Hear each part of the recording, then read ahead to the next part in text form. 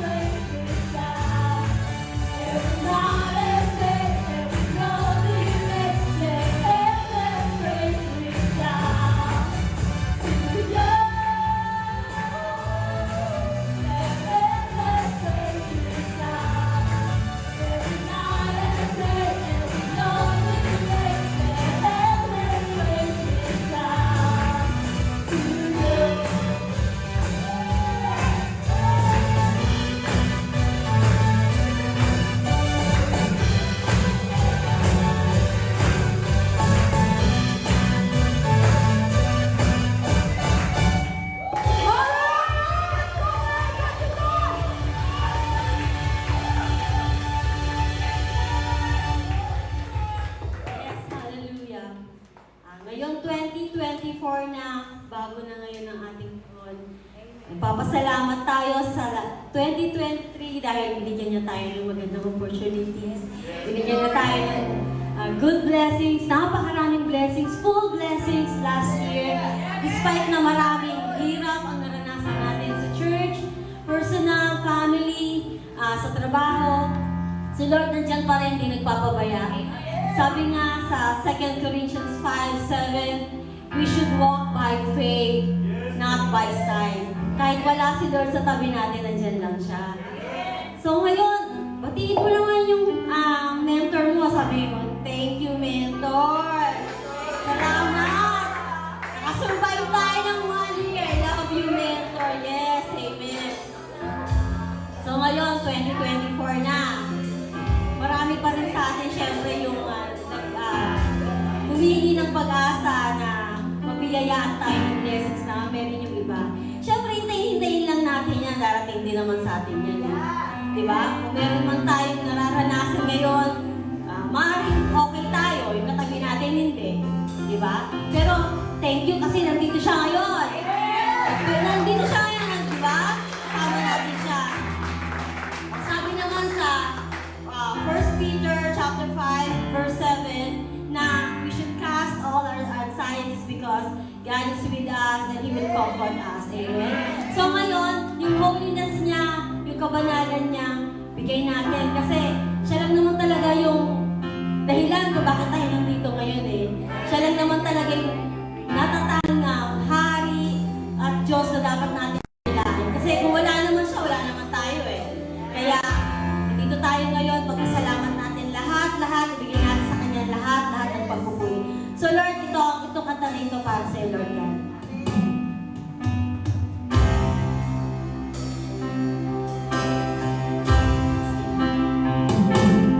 When I look into your holiness, when I gaze into your loveliness, when all things that surround become shadows and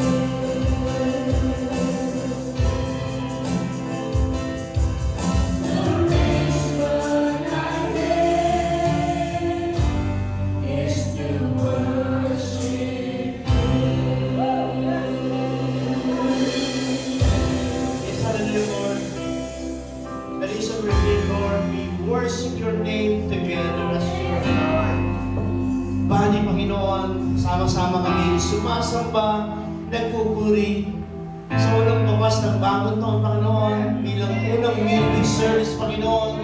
Lord, kinikilala po namin kayo, ang aming po, dapat po namin puri, sambahin, sa pangalan, Panginoon. Kayo, Panginoon, ang pag-asa namin sa panibagong taon. Kayo po ang aming buhay, kayo po ang aming lakas sa panibagong taon ito, Panginoon. Kaya nais po namin simulan, Panginoon, sa isang matinding pagpupuri, pagsamba, pagluwalhati sa iyong Panginoon. Napakarami namin dahilan para makasalamat, Panginoon. Napakarami namin dahilan para kayo ipagsigaw ang Panginoon na kayong Diyos na buhay, Diyos na nakakalihan, Diyos na pinag-iwan, Diyos na lang nagsasabi para sa amin, Panginoon. Hallelujah! We give you praise! We give you honor, Lord Jesus! Hallelujah! Hallelujah!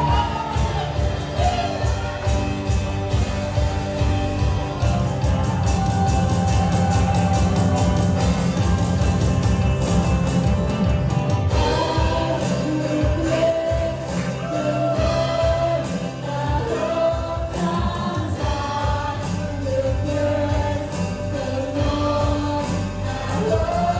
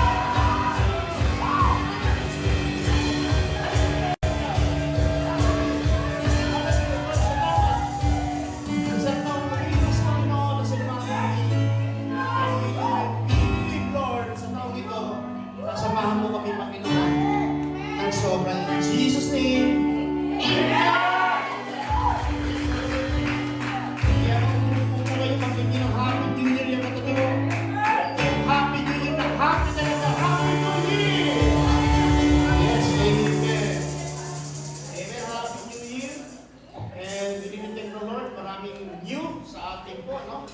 Ito po hawak ko, new microphone.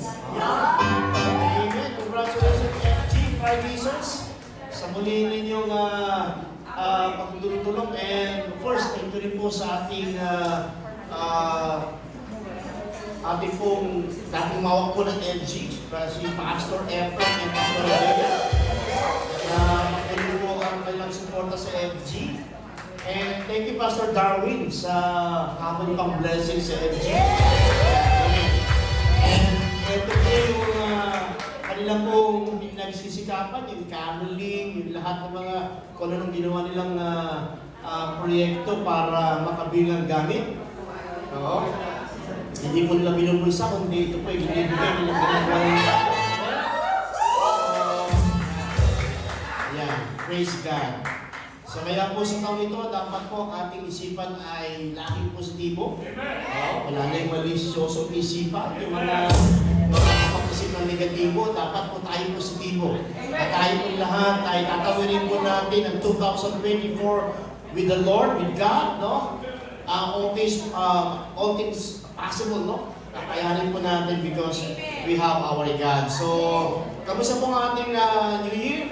Kamusta po ang ating New Year? Kompleto naman ang daliri. Amen. Amen.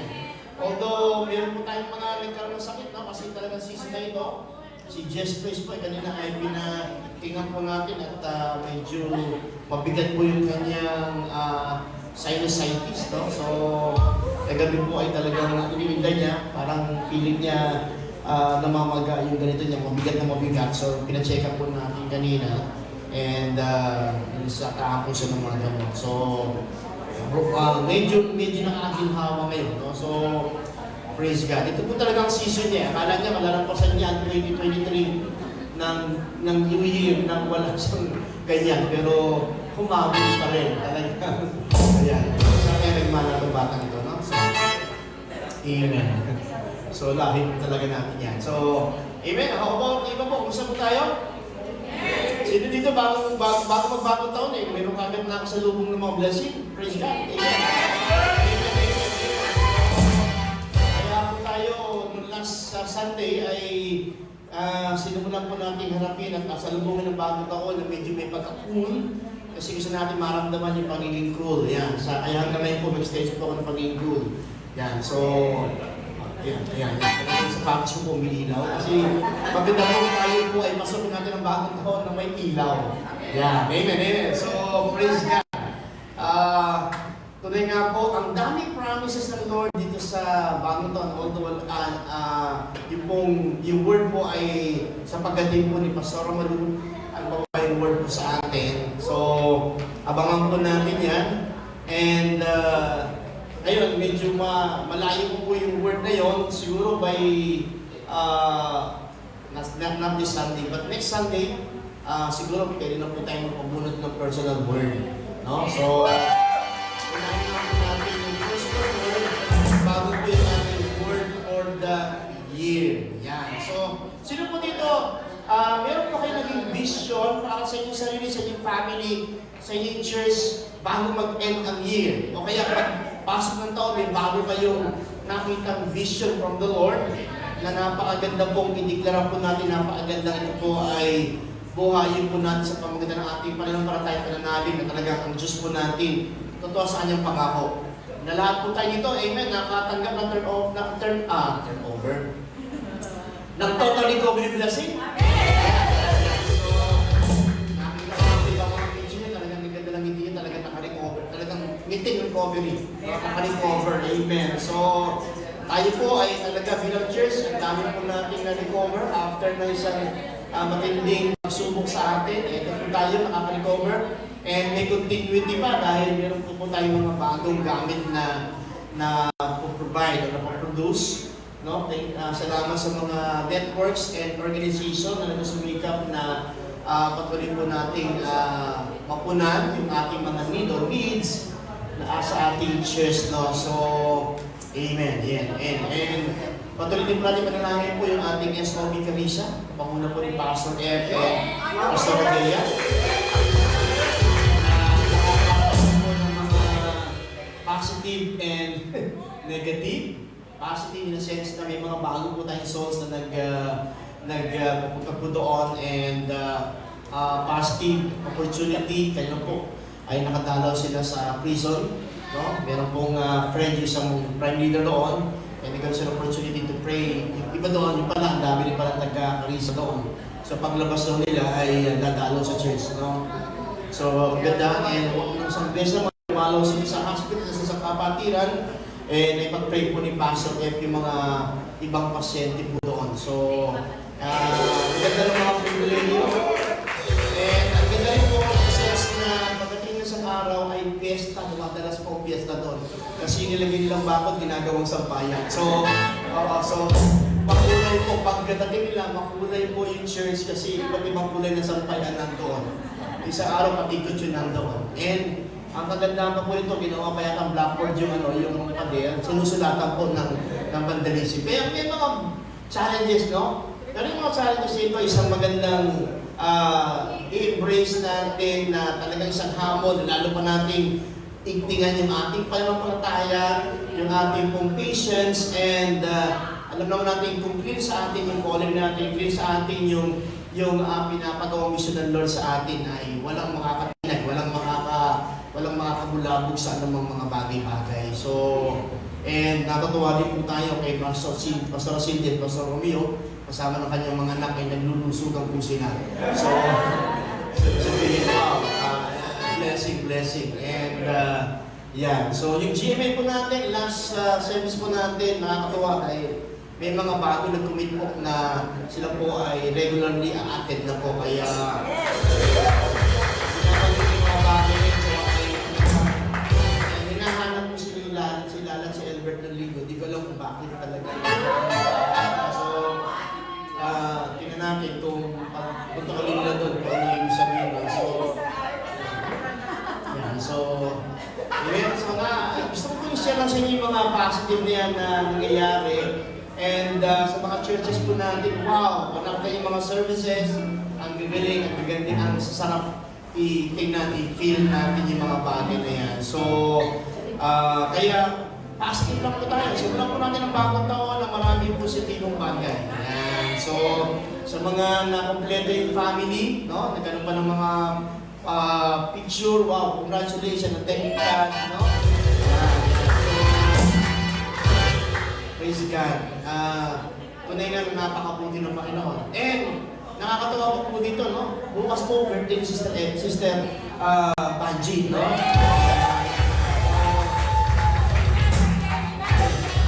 Talagang masaya sa pagdating ka dito talagang masaya sa feel niya yung blessing na another life sa kanyang buhay. Yan, harap po sa ilang mga updates and mga pagbati. Tawagin po natin ating Prime Leader, Lala.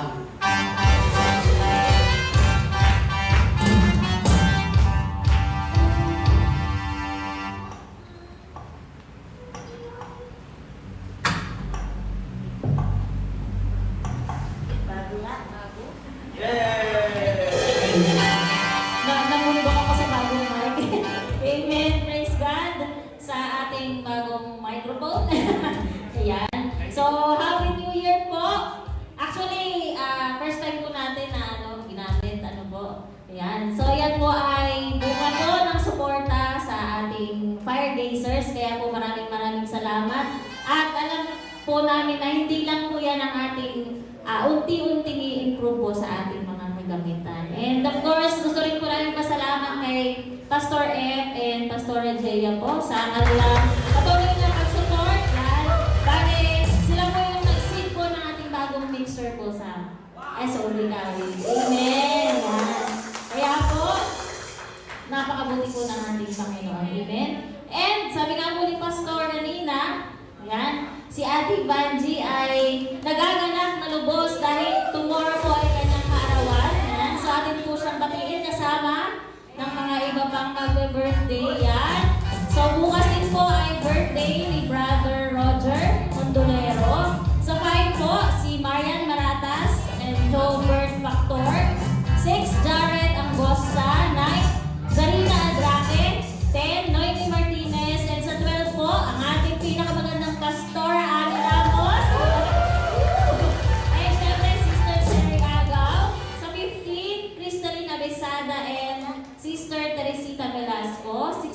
16 po, Rosalina Erle. 25, Camila Besada, Alan Poblete. 27, Janet Salugao. 29, Katrina Coro and Brother Robbie Ico. And for anniversary naman po, ayan. Sa 6 po, anniversary po ni Brother Victor and Mona Bagnas. 8 po, Pastor Mike and Pastora Nenia Turna ng SOV Caloocan. Sa 13 po, ayan, anniversary po ng ating Pastor Angel and Pastora Annie Ramos. 19, Brother Glenn and Sister Kim Rigindin. And sa 29 po, ayan, anniversary po namin ni Brother Edward. And kasabay po natin si Brother Renan and Sister Olive Adrape and Brother Leonard and Crystal Escleta. So, ano ko silang mabitan na po.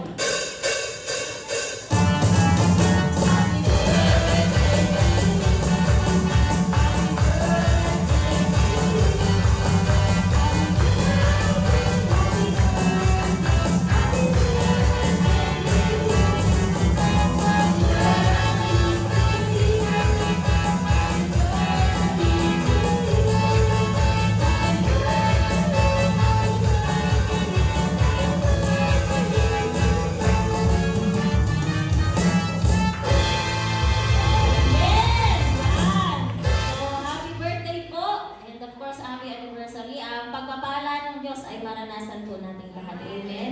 And of course, sa ating pagpasok ng bagong taon, dapat hindi rin mawala yung init ng bawat isa sa ating pananalangin. Kaya po, patuloy po tayong ipanalangin yung fest. Yan. So, F for family. So, let us pray for our church family and biological families. E for empowerment. S for stability of finances, so personal family, church, and our country. And letter T for timely issues. Ganun din po sa ating mga kapatid na nangangailangan ng total healing and recovery po. Yan. So, ating po silang isama sa ating everyday prayer. And ang ating pong schedule ng services sa Sunday po, back to normal schedule po tayo at 9 o'clock a.m. Yan. So, alas 9 na po yung ating service. Pwede rin naman pong alas 8 nandito na.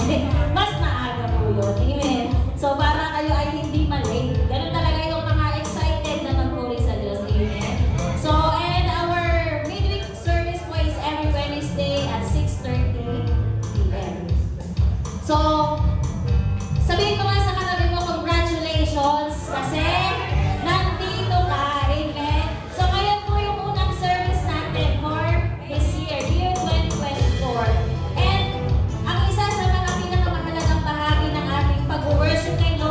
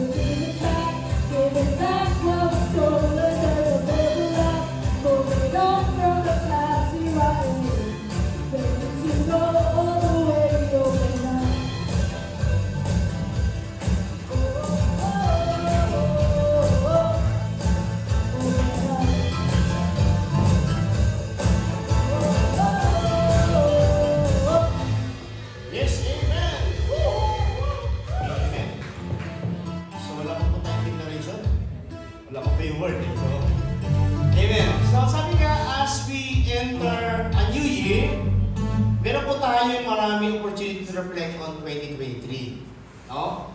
2023 ay isang reflection na lang gagawin po natin dahil ito po ay tapos na. Kunin natin yung mga wisdom, yung learning. No? And there were a lot of things that went wrong in 2022, but there were also some things that went right. Of course, in 2023, may mga positive, negative, and ganoon din po tayo 2022 nakaraan na marami din po tayo mga naging problem, pero nalampasin po natin. Eh, naging blessing naman po sa atin 2023. So, in our personal life, we made some good choices, and we might have made some poor choices. For what it's worth, we can now look back on our choices and hope 2024 will be better. Amen? So, nasa atin po ang 2024. Definitely, ang 2024 ay a blessed year for us. Kaya lang, tayo po ay nasa atin po kung ito po ay ma-experience natin or kabaliktaran. Kaya meron po tayong mga warning and Lord sa atin. So, how we choose to respond to the world in 2024 is totally up to us. We can carry our baggage from 2023 into 2024, or we can choose a different way. Yan, so pakilabas na yun, ha? Okay? So, again, how we choose to respond to the world in 2024 is totally up to us.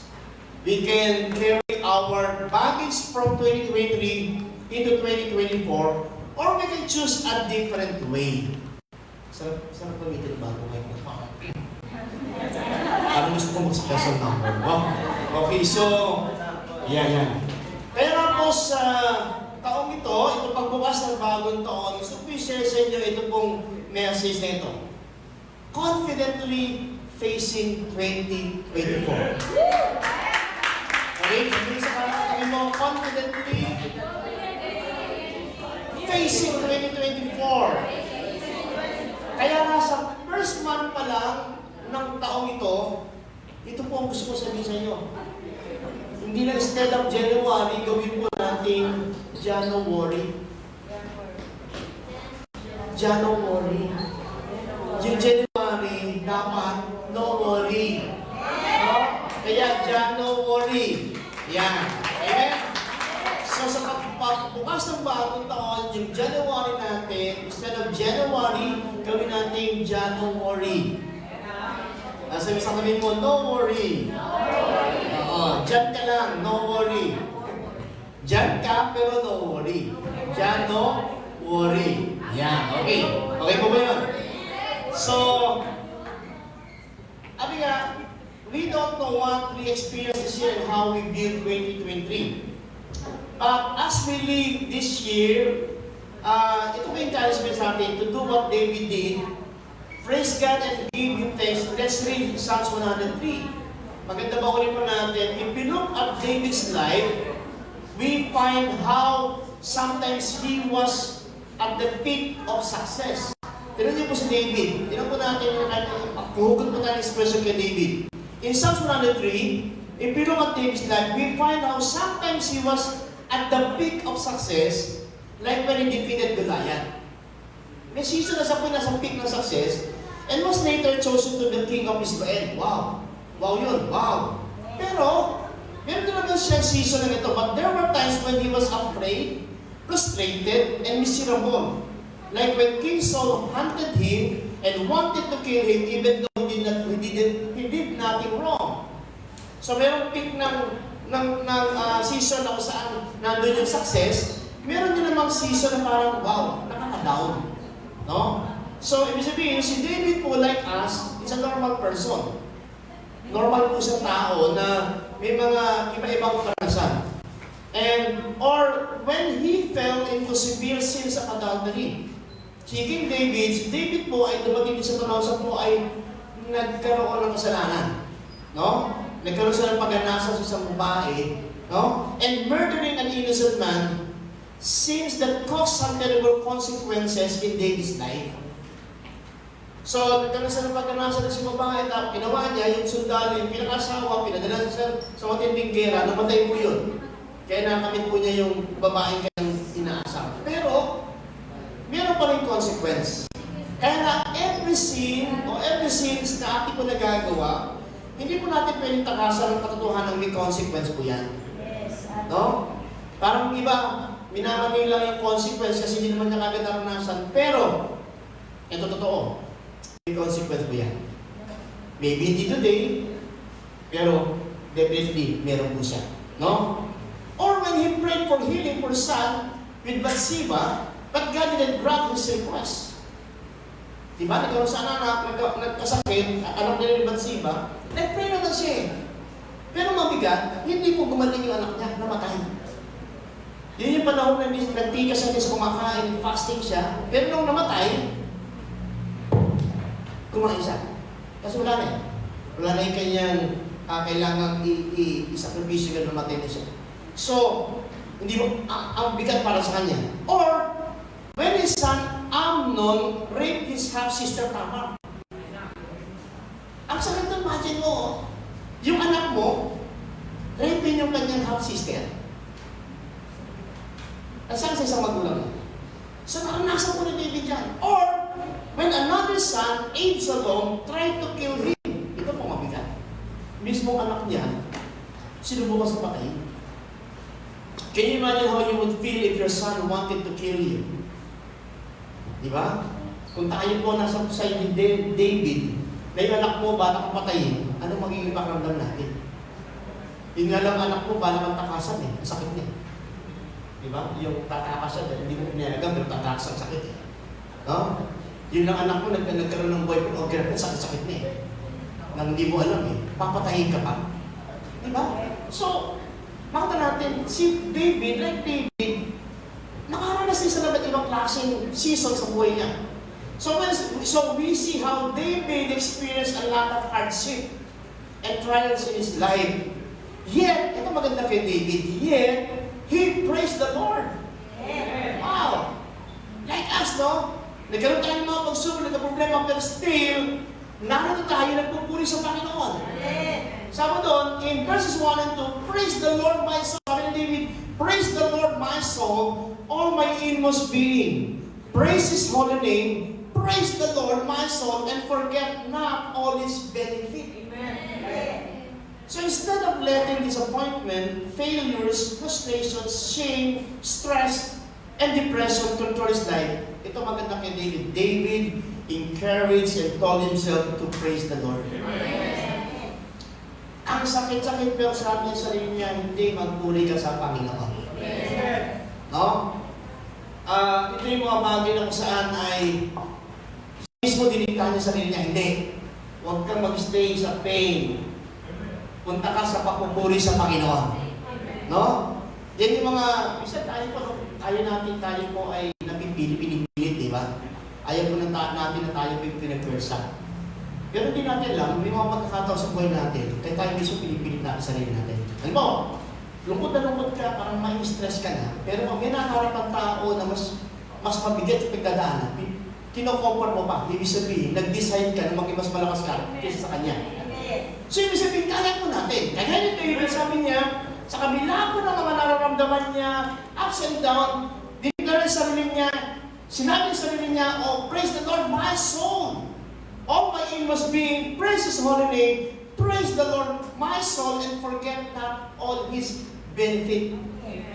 So, hindi niya hinayaan yung magkakaibigan problema ang manatili sa kanya. There are times in our lives when we feel miserable and terrible.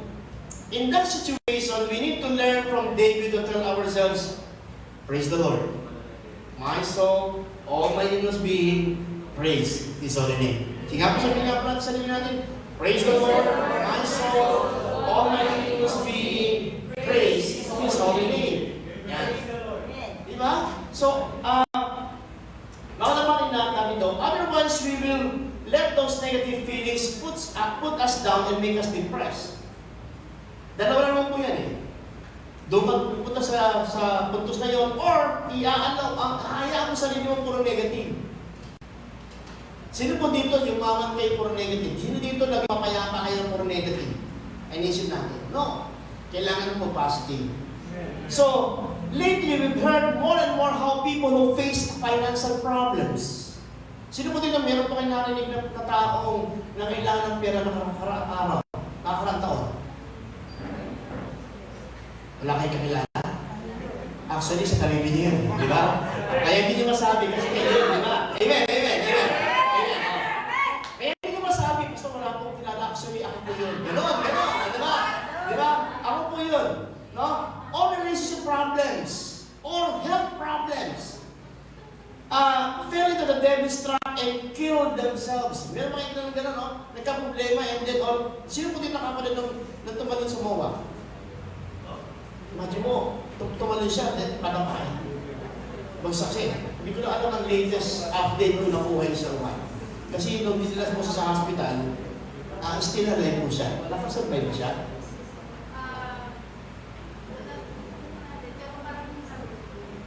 Nakuha siya.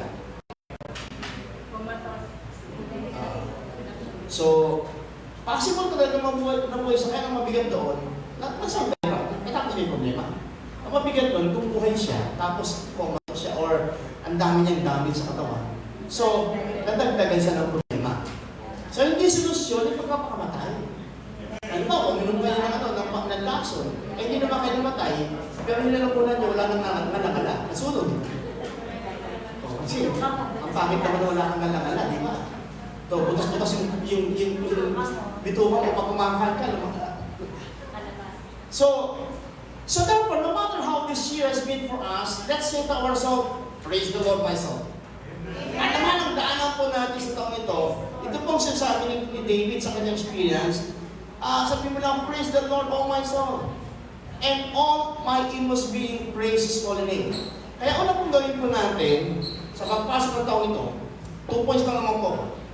Una, all my utmost being praise His holy name. Tignan mo sarili mo. Lahat ng bagay sa buhay ko, all my utmost being praise His holy name. Amen. Dinidiglan ako, inutusan ko sa sarili ko, na naman mangyari sa taon ito, magpupuri ako sa Panginoon.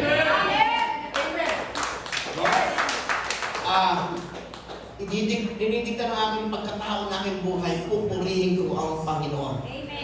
In 2 Chronicles chapter 20, verse 20, para makita natin ano ba yung praise? As they began to sing praise, the Lord set ambushes against the men of Ammon and Moab and Mount Seir, who were invading Judah. Judah means, ang equivalent mo niya ay praise. And they were defeated. Sa Tagalog, namanig ng mga kaaway, awitan, papuri, hindi mo sila niyawin. Dahil dito, sila ang nagkagulo. Ngayon, kung tayo po ay nandoon sa pagpupuri sa Panginoon, sa ating buhay, sa ating pagkatao, yung mga problema magkakagulo yan. Yung kaaway, yung ginagawa ng Diablo, magkakagulo yan. No? And nandoon po tayo sa lugar na kung saan tayo po ay mananagumpay. Amen. No? Many battles will be won through strong prayer and worship. A combination of both will create a fierce force like a whirlwind. Sino po dito, naranasan nyo yung power ng prayer, power ng patient prayer? Amen. Talagang grabe yung dadaanan mo, grabe yung nararamdaman mo, pero nung nagpunta ka sa church, nakisama ka sa mga nagpupuri sa Panginoon, and naramdaman mo, dahil mo pa sa super science, lumalakas ka. Amen. No? Minsan, di ba? Halimbawa, akala lang po natin, napakadali. Halimbawa, yung music team, no? Minsan, hindi nyo alam, bago dumating dito, may dadaanan yan. Para bang, kaya ko mong kumanta. Pero pag nasa harapan na, wala na. Amen. Si Lord na ang panalo. Yes. Diba? Pati nasa katawan mo, laglag lahat yan. Yung mga negatibo sa katawan mo, na nagpupuri ka na, dire-diretso na, wala na. May winner na. Nagtagumpay na ang Panginoon. Amen? So, praising God in the middle of a problem defeats the enemy. Your praise confused the enemy. Kaya nga, kahit sa bahay, kahit nasa saksyan ka, kahit sa nandoon, always praise the Lord. Amen. Thank you, Lord. Habang nagpapiyay ka, Lord, pagiging ng pangalan. Banggitin mo yung mga pangalan ng Lord. No? I-commend mo siya, purihin mo siya, pasalamatan mo siya. No? Sabi nga doon, praising God in the middle of a problem defeats the enemy. Your praise confuse the enemy. No? Parang yung katabi mo, pag kumakanta ka, nakukonfuse. Dahil sintonado ka. Diba? Iba pa na yun. Nakakompuse doon sa tono, pero hindi doon sa kanta. So dito, ang away, your praise confuse the enemy. Kasi, ate mo, binigyan ka ng mabigat na pakiramdam bago ka napunta dito, tapos umaamin ka, nakakompuse siya. Ano ba talaga to? Akin ba to o hindi? Nagtagumpay ba ako dito o hindi? Nakakompuse siya. Kaya hayaan mo lang sa patuloy na ma-confuse kasi habang umaawit ka, habang nagpupuli ka sa habang kinikilala mo magpasalamat sa Panginoon, lalo lumiliit ang kaaway. Nanliliit siya. Kasi, ibig sabihin, hindi niya kaya tanggalin sa iyo na ikinikilala mo na ang Diyos ay gumagawa at tumikilos sa iyong buhay. Praise drives away fear that leads to faith. Praise drives away fear that leads to faith. In 2 Chronica, Ikalawang Chronica 20:17, 2 Chronica chapter 20, verse 17, kaya hindi kayo dapat matakot ni masiraan ang loob. Harapin ninyo sila bukas sapagkat si Yahweh ang kasama ninyo. Okay. Pagawin natin. Kaya hindi kayo dapat matakot ni masiraan ang loob. Harapin niyo sila sa taong ito sapagkat si Yahweh ang kasama ninyo. Amen. Amen. So, pangatlo, praise promotes provisions. Praise promote provision. Yung pagpupuli na promote ito ng provision ng Lord. Kasi, ang si Lord ay natutuwa sa ginagawa natin, lalo po siya nagbibigay ng pabor. Sabi nga po natin, di ba lagi, si Lord ang pinakagalante mag-tip. Si Lord ang pinakagalante kapag siya ay natuwa, pag nag-bless siya mas matindi. Kaya kung gusto po natin talagang tayo po ay bless ng Lord or matinding bigyan pabor, eh pakita po natin yung ating matinding pagkilala kung sino siya. Amen. Kaya nga, get ready for our many doors, no? Mga bagay-bagay na ating harapin. Victory, sabi nga, no? So, pang-apat, our praise will cause a shift. Because sound create movement. Yung sound po kasi, nakapag-create ng movement dyan. Alam mo, pag nakakami ka ng tugtog, di mo na mamalayan, parte ng katawan mo may gumagalaw. Diba? Pag nasa jeep ka o sasakyan, pag may tumugtog na paborito mo, una, kapag gano'n lang kamay mo. Ay, dalawa na eh. So, papagatipan. Tapos ako, gagalaw-galaw ka na. Kamaya, gumagalaw-galaw ka na. Tapos makakarap ka na tuturo mo eh. So, yung sistema mo, na-evolve ng sound. Kaya nga, our praise will cause a shift. Namumove natin yung heaven. Namumove natin yung presensya ng Lord ay nararamdaman niya yung movement, nararamdaman niya yung papuri mo, nabibigyan pa sila ng Lord. Kaya kung magpe-praise ka, bigyan mo ang todo. Kaya nga sabi na, sa ating pagpupuri sa ating buhay, laging in all things, give thanks, no? Pasalamat tayo. Every day may not be good, but there is something good in every day. Amen. Amen. Bibili ko na. Every day may not be good, but there is something good every day. Amen. Kaya the best thing we can do, be joyful always. No? Be joyful always. Lagi po tayo, ang ating pong i-entertain sa buhay natin ay lagi yung sayo.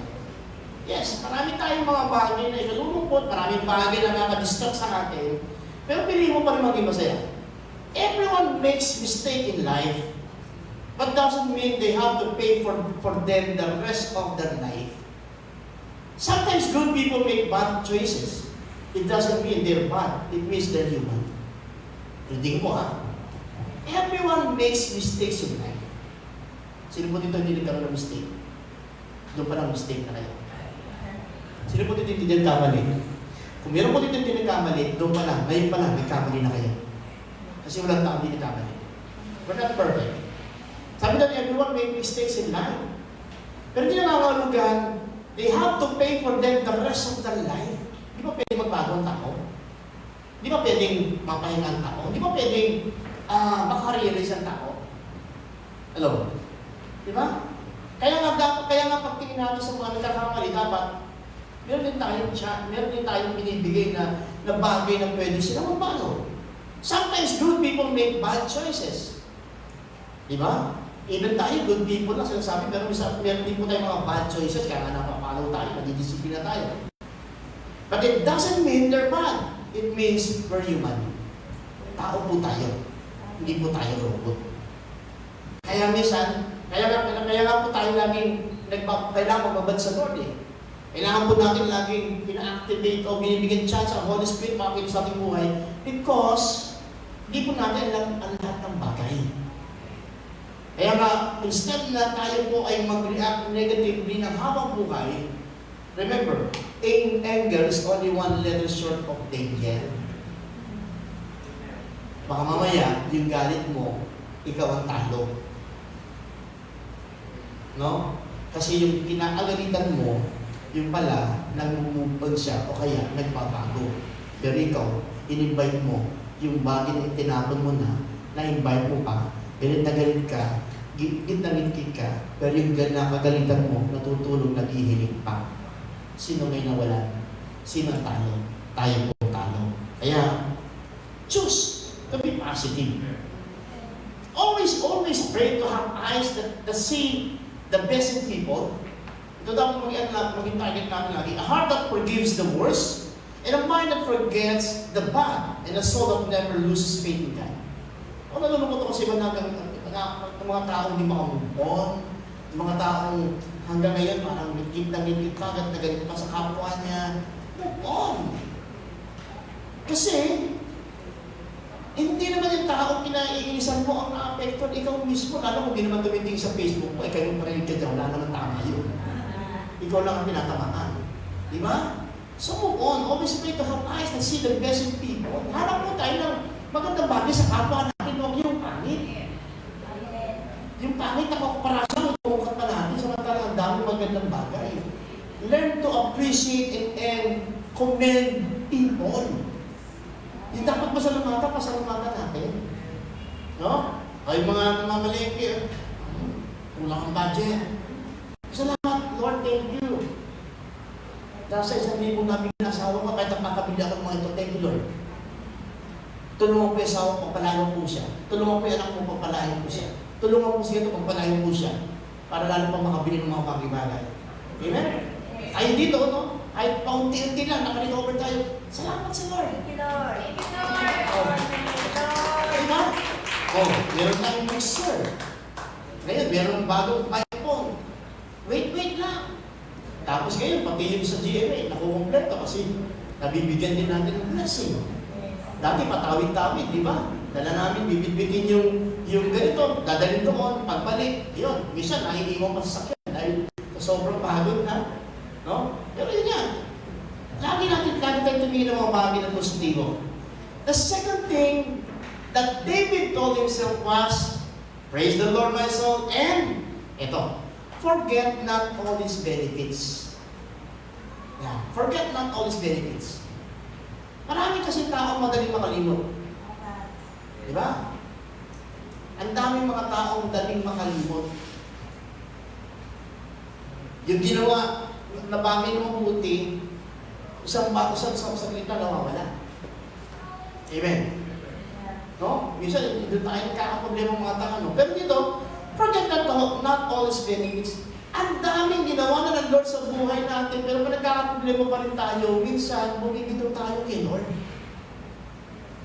Alam na natin, sasabi natin, kapag po tayo ay kay Lord, nagbababad kay Lord, lalo tayo nakakagain ng strength. Pero pag minsan, may mga pagkakataon pa, nagkaproblema tayo, hindi tayo mag-church.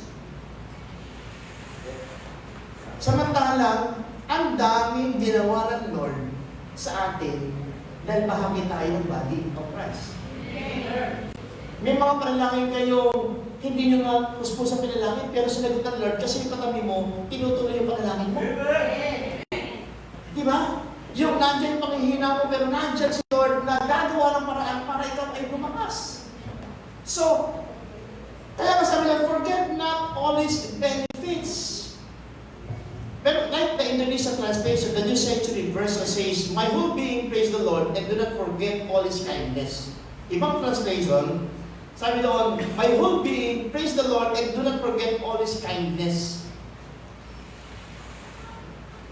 Ang Lord niyo ba, kinikilala? Kind. Mabuti. No? When we face hardship and tribulation, it is so easy for us to forget God's kindness. No? Huwag ganun. Maraming tao, ang daming blessing tanggap sa Panginoon, pero bakit minsan sa problema lang, biglang bibitiw-bitiw? Parang kasalanan ng Lord na lahat. No? Pero, Sunday lang kung bakit may trabaho. Sunday lang kung bakit namumuhay pa, gumaling siya. Sunday lang kung bakit naayos yung relationship. Pero but at the end of the day, ang mga sakripisyo, yung para kay Lord. Nagtatanong lang po. Diba? So, nakalimutan yung kindness ng Lord. When we then conclude that life is unfair or God is not fair, pag ganun pong ating panahon, para po tayong Indonesian proverb says, "A drop of ink ruins the whole milk in the jar." Ito. Pag po, ganun po ang naging thinking po natin, a drop of ink ruins the whole milk in the jar. Ay ibig sabihin, kapag po tayo ay nakalimot sa mga bagay na ginawa ng Panginoon, at kahit isang patak ng reklamo ang ginawa natin, pwede po niya ma-influensyahan yung buong, parang dito, yung buong milk sa jar, ay ma-influensyahan isang drop ng ink. Pwede pumitig yung gatas na yun. So, ibig sabihin, sa isang reklamo, sa isang negatibo, pwedeng maruwin, mawala yung mga positibong bagay na sa isip mo, nasa harapan mo. Nakita ba natin?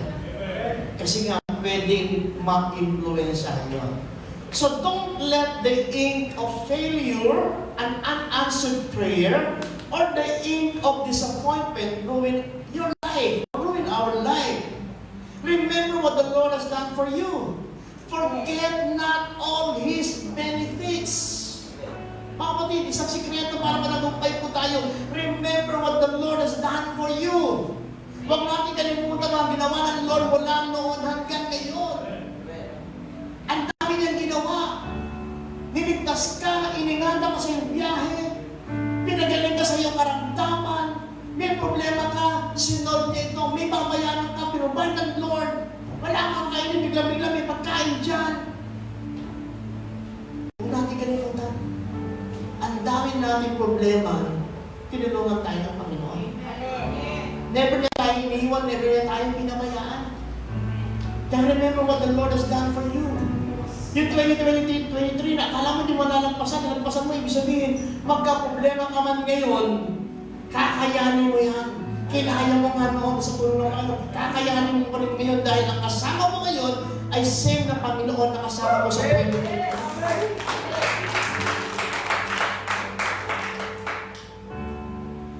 From verses 3 to 6, David mentioned the good things or the benefits the Lord has given him, which we also have received even more because of what Jesus Christ has done for us. In verse 3, who forgives all their sins and heals all their disease. Pag binasa natin yung buong Psalms 103, ito makita natin pag ginawa nila.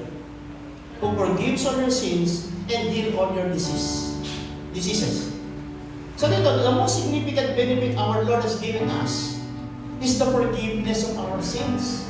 Doon pa na, grabe na no? That is much more valuable than material benefits. Ikaw ay patawarin. Nakita nyo, pag meron kayong nagawang kasalanan sa isang tao, hanggang hindi kayo pinapatawad, hindi kayo mapakali.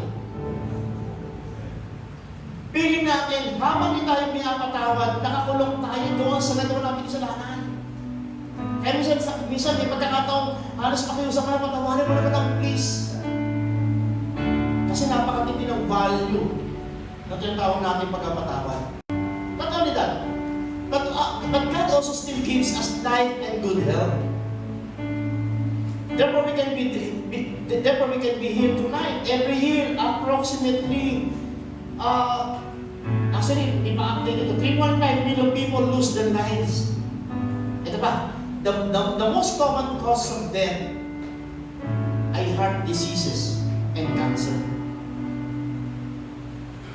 Ayun po, maraming kinamamatay po ngayon. Heart disease and cancer. Actually, magkapatid mo yan. Pag lagi kang yung puso mo, puno-puno ng basura, puno-puno ng mga galit, puno-puno ng mga stress, puno-puno ng mga burden, yung cell mo, yung cell na meron ka na nag-cause na ito maging cancer, ang buhay mo yan, nag-a-active yun.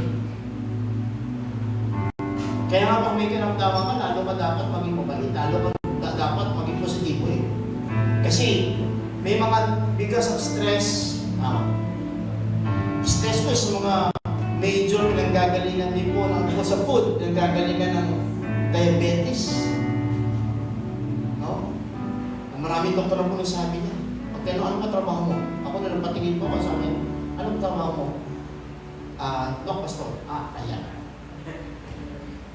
Kasi ang tatamis magmahal ng mga members. Ay, pala yun. Ang tatamis magmahal ng mga members. Ayan. Kaya pastor nata-diabetes. No?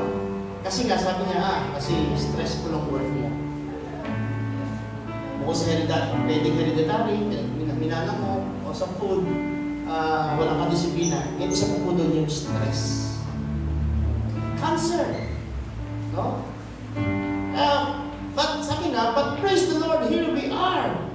We are still alive and forgiven. Come on. Ang magandang mo, ayaw mo ang buhay. Ayaw mo ay pinatawad ng Diyos. Amen. So, in verse 4, who redeems your life from the pit and crowns you with love and compassion?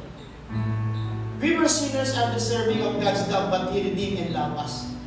Nawala po yung ating page, di ba? Yung original page natin. Buti na na-save yung mga videos and pictures, mga photos. Eh nung sinesave siya, nabalik yung mga ibang mga videos natin na kung saan marami tayong mga members, testimony lang, ginawang videos. No? Nandiyan yung si Neptune, yung kanyang past noon, yung nakaraan niya, nandiyan si Rosemont, no? Mga videos na kung saan ay matinding ginawang pagbabago ng Lord sa kanya. Michelle Alejo, marami tayong mga doon. Meron pa tayong ginawang drama na ang artista doon ay si Allen, pero di pa ganyan ang buhok niya noon. So, baka din yung mga na isa po yun. Hindi pa ganyan ang buhok niya noon. Pinakita doon yung senaryo, no? Lagi tayong meron tayong introduction before encounter, which is true. Kaya nyo, who redeems your life? Sino ang nag-redeem sa buhay mo? Paano ka nabago? Mula sa maduming mundo, iniahang ka ng Lord. Dinala ka sa isang magandang situation. Huwag mo kalimutan yan. Si Lord dyan. Nagbago. Kaya nga naranasan mo sa 2 Corinthians 5:17, if anyone is in Christ, is a new creature. The old is gone, and yes come. Pero, pag kinilala mo yun, na si Lord ang naging instrumento, huwag mo naman isang tabi yung ginamit ng Lord na instrumento. Yung church mo. Nandiyan ka binago ng Lord, lumayo ka malayo ka man ng lugar, of course, mawawala ka sa church. Pero kung makakalimutan, ginawang kabutihan ng simbahan. Amen? We were sinners at the center of God's love, but He redeemed and loved us. Yung tipong hindi ka karapat-dapat, pero tinanggap ka ng kanyang church. I-stay ka dyan, tinulungan ka dyan, maka-recover, tinulungan ka dyan, marinig mo yung mga salita ng Panginoon, tinulungan ka dyan na talagang mabantayan ka at mabago ka. Huwag natin kalimutan yan. Verse 5, who satisfies your desires with good things, so your youth is renewed like the eagles. No? Huwag natin kalimutan na nagbigay. God also has provided for our needs. We have a roof that protects us from rain and cold weather. We have enough clothes and food, etc. Tayo po, ganyan. Kailan lipat po tayo? Pinabayaan po tayo ng Lord na sakali lang po tayo nag-worship. Lagi po tayo binibigyan ng Lord ng isang shelter for us to feel God's goodness and kindness. Amen? Yung nga lang Huwag naman pagdating sa point na hindi ka lang napagbigyan sa gusto mo, hindi mo na, kakalimutan mo na. Itong church na ito, minahal ka. Mula noon, hindi kayo pumasok hanggang sa kasalukuyan, minahal ka. Hindi naman perfecto ang church natin. Wala namang perfecto dito. Parang ikaw din mismo, hindi ka perfecto. So, ibig sabihin, ang kailangan dito, malawak na paunawa, pag-ibig at pagkilala sa kung ano na itulong ng kapwa mo, ng church mo, at isa lahat ng Lord.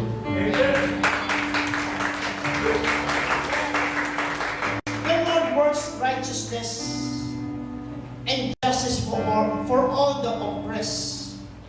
God is on the side of those who are oppressed. So when we experience oppression, nung panahon na piling mo, yung pati piling mo, nag-iisa ka, piling mo, api ka, piling mo, doon pumasok ang Lord eh. Sabi ng Lord, anak, narito ako, mahal kita. Kaya lang namin sasabi, huwag natin kakalimutan ang pag-ibig ng ating kaibigan. Na binigay ang kanyang buhay sa ikaniligtas po natin sa iaayos ng ating buhay. And remember this verse in verse 7 to 18. So a God is full of mercy and compassion. He doesn't keep a record of our transgression. Si Lord nga, hindi nag-keep ng mga pagkakamali natin. Pero tayong tao isa, 10 years na nagawa ng kapwa natin, hindi pa rin po natin nakakalimutan. Kasi sabi natin, itaga mo sa bato. Inuukot mo pa sa puno, inukot mo sa bato. Si Lord nga, yung kasalanan mo, nung ikaw ay lumaki, pinatawad ng Lord, kinalimutan. Hindi niya iniipon ang lahat ng kasalanan mo. Kasi kung iipunin yan, wala ko sa atin dito karapat dapat sa harapan ng banal na Diyos. That's why how blessed we are to have the Lord God like Him. Even though we experience trials and tribulation this year, we know that the Lord is good. He loves us and cares for us. His grace and mercy have saved and sustained us. So therefore, brothers and sisters in Christ, as we live, nandun na po tayo sa taon ito, let's praise Him and not forget His goodness. We don't know what will happen next year, but with faith, we believe God's grace is sufficient for us. He will not let us be tempted beyond what we can bear, and He will never leave or forsake us because He is God, Emmanuel. So therefore, confidently, we can say, I can do all things through Christ who strengthens me. That's why, have a confident and blessed, fruitful year 2024 for all of us.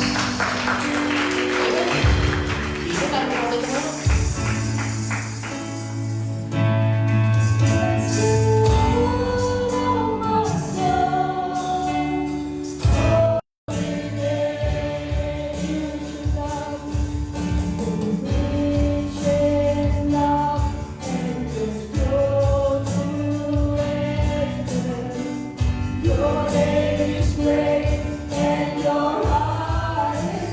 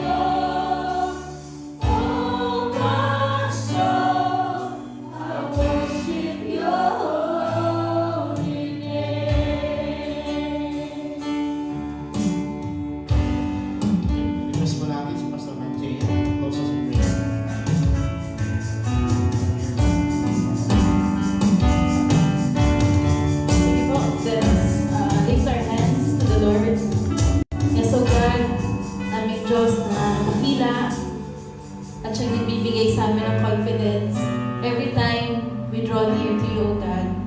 Maraming salamat, Lord, for this wonderful night.